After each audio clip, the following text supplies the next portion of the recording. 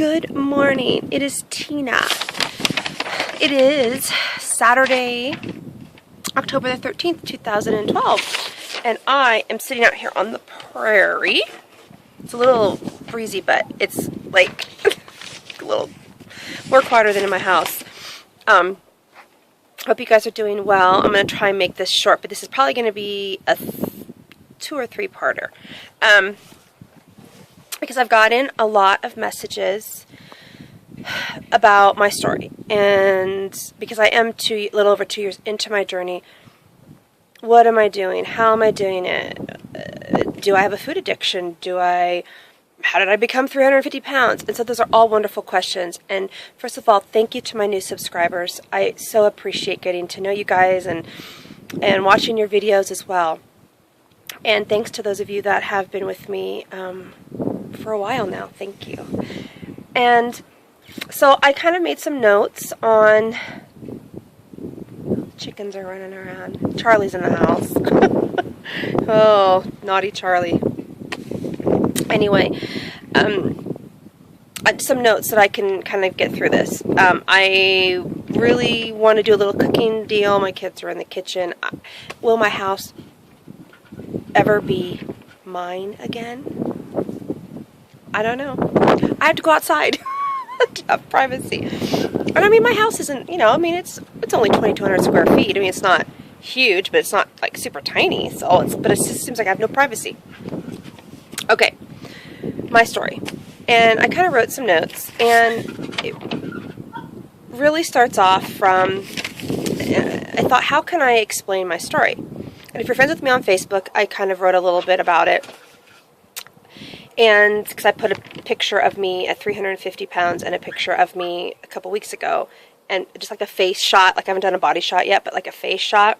And those of you that are on my Facebook, and those of you that know me, like that are like, you know me and talk to me every day, saw pictures of me deadlifting 140 pounds. I sent that to you, and that's more of my body and stuff like that.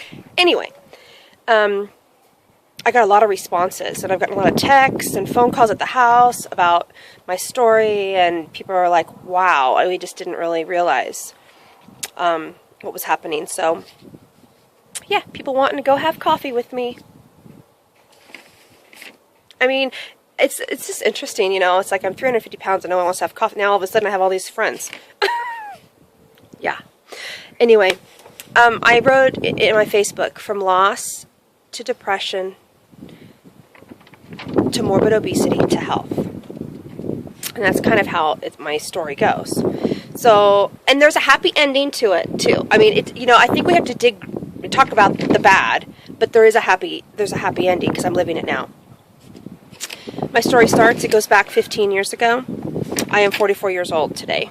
I'll be 45 November 29th. I was born and raised in Sonoma, California.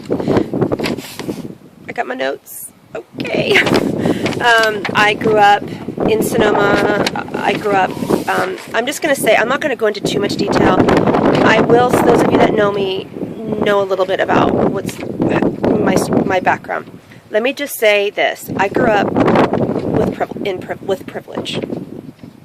What does that mean? It means monetary money. A lot of money. Knock at the door, 15 or so years ago, come to find out my life as I knew it was over. Meaning, money-wise. A family member had some things had happened and had gotten involved in an organization and ended up in some other things that he was doing and ended up losing, let's just say I was a trust fund gone, money gone, things gone. Wow. So at the time I was married, Steve was making, you know, good money in California and whatnot, but when you lose your trust fund and everything that you think you're going to have and the properties and everything, it was quite a blow to me and to my little sister. So everything I knew, it ended. My grandmother was 85 years old. My grandfather had passed away, and I was very close to my grandmother, and her estate, her beautiful, beautiful home in Sonoma, California, was being taken due to this person who did these things. She lost her home because she had trust and signed a piece of paper and ended up, long story, lost her home. I took my grandmother, so I'm going to fast forward because there's a lot of stuff that happened in between there.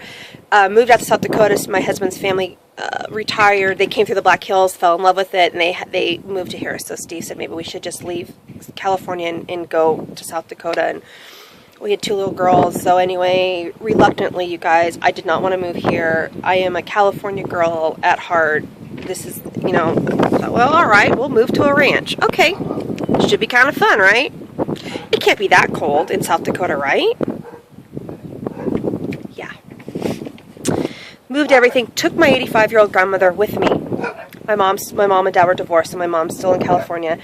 And my mom was heartbroken because her and I were best friends that we left. Moved to South Dakota with my Steve, and took my 85-year-old grandmother with me, took her on because she had no home. And we built our home here. I've been here, where I'm living now. And she came and lived with us. And then Steve had to leave because he's in the union welder, and he was traveling all over the United States because he welds in oil refineries. So he left me here on the prairie with 2 little baby girls and my 85-year-old grandmother. Yeah. So, you know, I was lonely. I was sad. I didn't want to leave California. Here it's like, I got to clean my own house.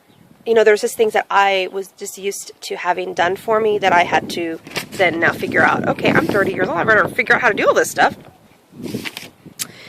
In the meantime, had 4 miscarriages, and then my oldest daughter, Emma, was a twin and lost the twin. So dealing with all that emotion as well. Then I have notes here I had gotten really sick and had some female problems and had to have a complete hysterectomy at the age of 31. Wow. Almost 30. I was actually almost 32. Yeah. Complete hysterectomy. So then you're full-blown menopause after you have a complete hysterectomy. So that's been interesting. But anyway, then a year later, I was talking to my mom on the phone one Sunday morning. I had stayed home from church because I wasn't feeling well. My mom had stayed home from church in California because she wasn't feeling well, and she had called me. And she had been to the doctor that Friday before. And anyway, it's a long, long, long story. But I was talking to my mom on the phone, and my mom died. My mom was 57 years old. She had a massive heart attack. And I'll tell you something, being 1,400 miles away from your best friend, and it was October 20th, 2002. And that day changed my life forever. So I had to deal with all of that. My stepfather came home and found her with the phone right there and sitting in her chair. She had died suddenly.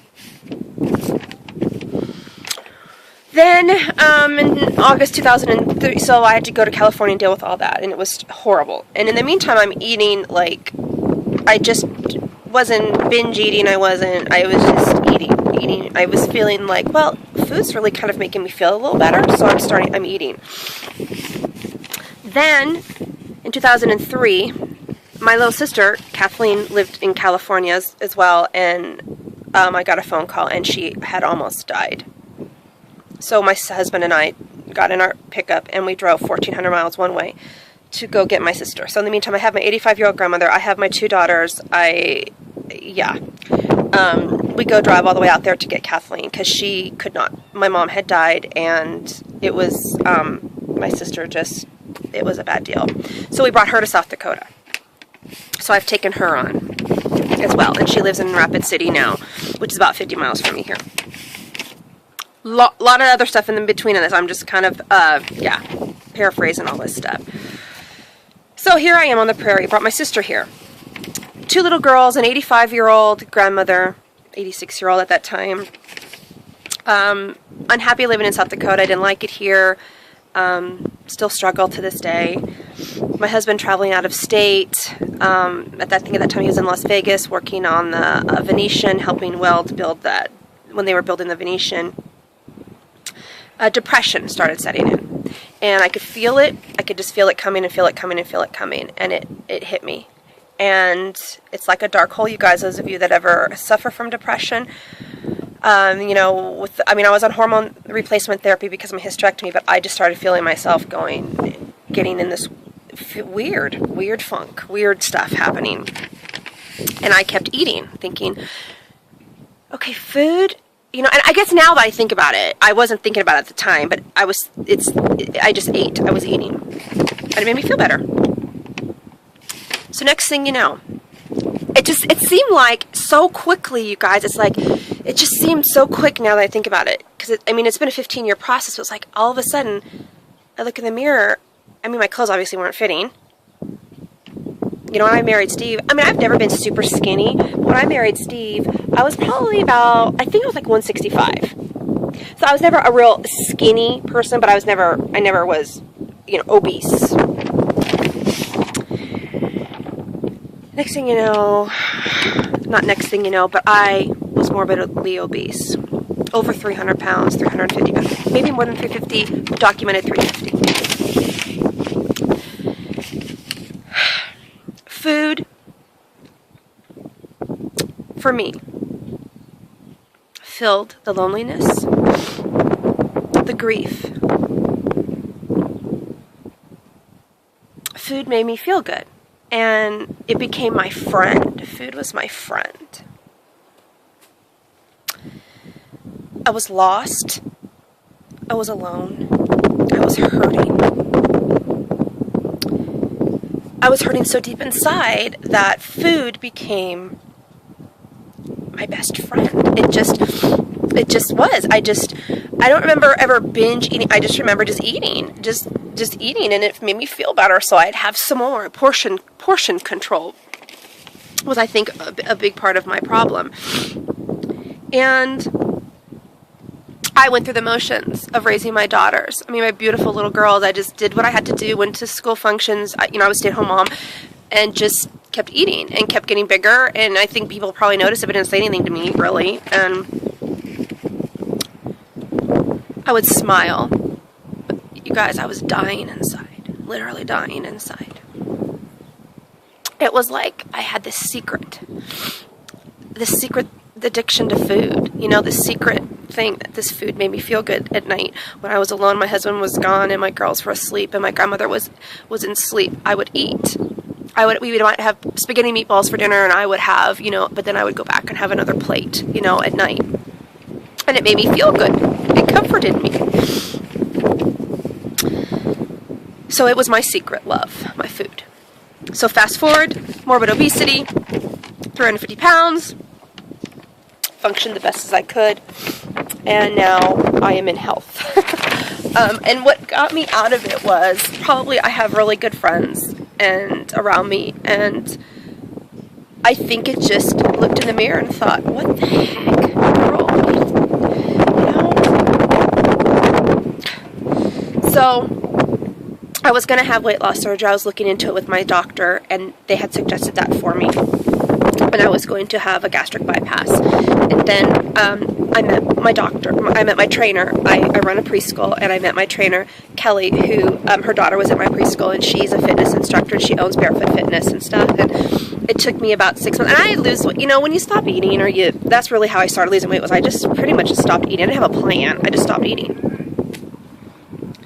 And then I met her, and she said, Tina, I've been wanting to help you.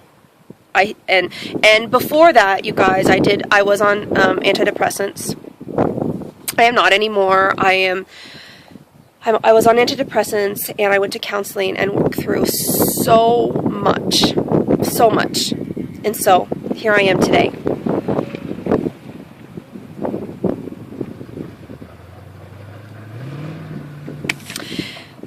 Busy here on the prairie, I guess. Here I am today in health, and I'll probably just stop it now because it's at almost 15 minutes, and then I'll talk more about what I do for health, and everything like that. So, sure, I know it's hard, you guys, it's hard to fill everything in, because obviously there's a 15-year span, or I've been on my journey now for 2 years, so I'd say 13 years before I really decided that I had to have I had to have a different relationship with food. And so I do now. I do now. And it's a struggle every day, but we'll talk more about that when I get into the health part of my journey. And thank you all for watching, and I hope you have a wonderfully blessed Saturday. And it's kind of cold out here, so I'm going to go in, and food stuff's going to come soon if I can ever have my kitchen to myself. So, alright you guys, I love you, and thanks again for watching. Bye.